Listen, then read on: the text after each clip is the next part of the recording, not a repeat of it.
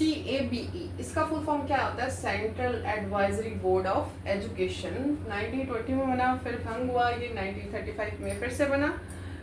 सबसे पुराना कह सकते हैं और सबसे महत्वपूर्ण ये, मतलब जैसे जिसके अंडर में सब सलाह लेते हैं NEP कैसी होगी और चीज़ें कैसी होगी शिक्षा से संबंधित, वो सलाहकार बोर्ड है हमारा। ठीक है, इसमें एक मतलब एक तरह से शिक्षकों या शिक्षा जो आपकी है उसके लिए मार्गदर्शक के रूप में ये कार्य करता है।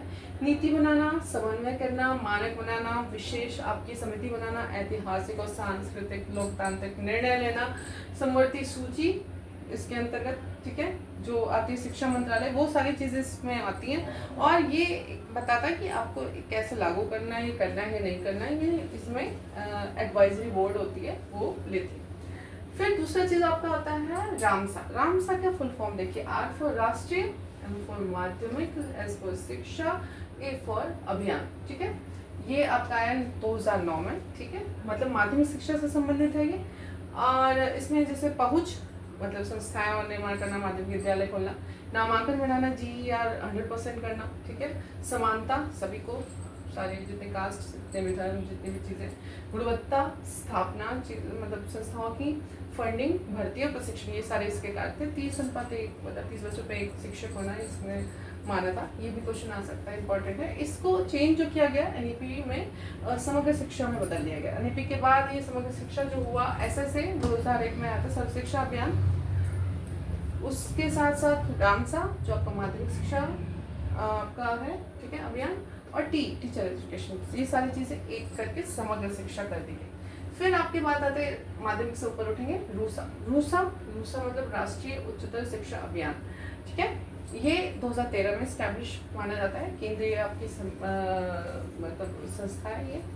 इसमें जो फंडिंग है 60 केंद्र की, 40 आपकी राज्य की, और जो विशेष मान्यता प्राप्त जो राज्य है उसमें 90 और 10 का रेशियो आता है। गुणवत्ता सुधार, संस्था, फैकल्टी, समानता, ये सारे इसके कार्य होते हैं। इसको चेंज किया गया NEP 2020 के बाद PM ऊषा में। PM ऊषा मतलब प्रधानमंत्री उच्चतर शिक्षा अभियान। इसके अंतर्गत एक टर्म आता है, अभी आपका GD से पूछा गया था, मेरू। मेरू मतलब मल्टी डिसिप्लिनरी आपका एजुकेशन एंड रिसर्च यूनिवर्सिटी की बात की गई। अब बात करते हैं MOE। MOE क्या है? Ministry of education. पहले ये क्या था? MHRD। ठीक है, यहाँ पे MHRD को NEP 2020 के बाद मिनिस्ट्री ऑफ एजुकेशन, शिक्षा मंत्रालय माना गया।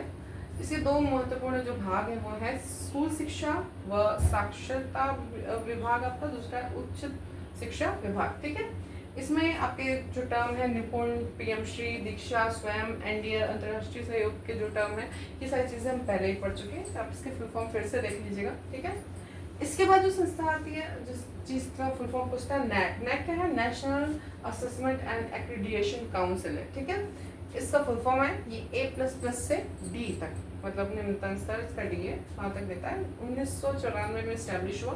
इसमें क्या क्या चीज़ें देखते हैं अगर हम ध्यान दें तो, पाठ्यचर्या, शिक्षण अधिगम व मूल्यांकन, ठीक है, अनुसंधान, नवाचार, विस्तार, बुनियादी आपका ढांचा और शिक्षण संसाधन, छात्र सहायता, प्रगति, शासन, नेतृत्व और प्रबंधन, संस्था मूल्य, सर्वोत्तम प्रथाएं। देखिए कभी कभी क्वेश्चन पूछता है इसके कार्य नहीं है, ठीक है, उसमें हमको थोड़ा सा जानना भी होता है कि मतलब कौन से कार्य है कौन से नहीं है, थोड़ा सा इसके लिए भी हम जानेंगे। सिर्फ फुल फॉर्म जान के बहुत ही मतलब स्मृति स्तर का ये प्रश्न बन जाता है। इसके मुख्य 3 काम है, प्रदर्शन देखना संस्था का, दूसरा है गुणवत्ता देखना, और तीसरा है प्रत्यायन या आप कह सकते हैं मान्यता देना। ठीक है, बेंगलुरु में इसका जो है मुख्यालय है। NCERT की बात करें तो आपको पता है इसका फुल फॉर्म है national council of educational research and training. ये NCERT की बुक्स हम पढ़ते हैं, जितने भी एग्जाम में सबसे ज़्यादा अथेंटिक मानी जाती है। तो ये जो पाठ्यचर्या है NCF को, मतलब जितनी भी नीति है आपके NEP, जितने पाठ्यचर्या के चीज़ें हैं वो उसको ज़मीन पर उतारने का कार्य NCERT करती है। और 1st से 12th तक अब तो बाल वाटिका भी जुड़ गई है, तो धीरे धीरे अब नीचे भी क्या कर रहे हैं कि अब उस पर इस्टेब्लिश कर रहे हैं। तो यहाँ पे